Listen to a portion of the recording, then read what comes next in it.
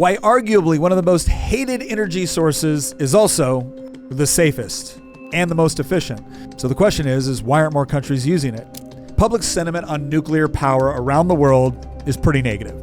So negative that countries like Germany are actively destroying their existing nuclear reactors, while in the US, only 3 new plants have begun construction since 1978. And what's more, notorious accidents like Chernobyl or Fukushima have shaped public opinion on nuclear power for the worse.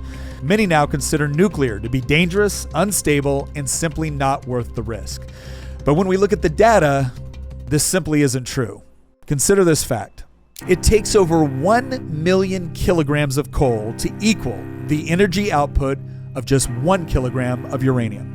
This means that nuclear power is quite literally a million times more energy efficient than the most common power source used around the world. Nuclear power plants produce around 1,000 times more electricity per unit area than solar farms and 100 times more than wind farms.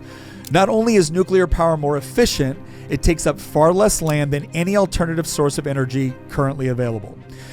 But what about safety? When examining deaths per terawatt hour of electricity produced, nuclear power is actually the safest energy source in the world with just 0.03 deaths per terawatt hour.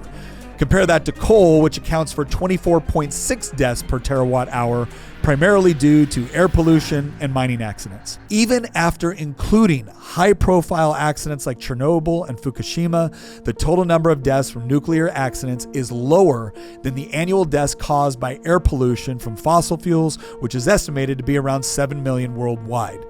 But what about nuclear waste? All of the nuclear waste generated since the 1950s could fit within a single football field stacked to a depth of less than 10 yards. High-profile incidents like Chernobyl and Fukushima have left a lasting impression on the public despite their rarity and the fact that they are outliers rather than the norm. Meanwhile, the daily unreported deaths from other forms of energy claim lives without the same level of public concern. And this skewed perception has fueled political resistance, making it nearly impossible to gain approval for new construction. But whether activists or politicians like it or not, energy demands are going to go up. And look, this is not a bad thing. In fact, one of the surest signs of developing economies is their energy consumption. The question is, are we going to be able to provide it in a way that takes care of the environment and is also an efficient use of existing resources? Or are we going to allow public perception to take us down a road where we continue to spend more and more money on energy boondoggles that don't produce what we actually need?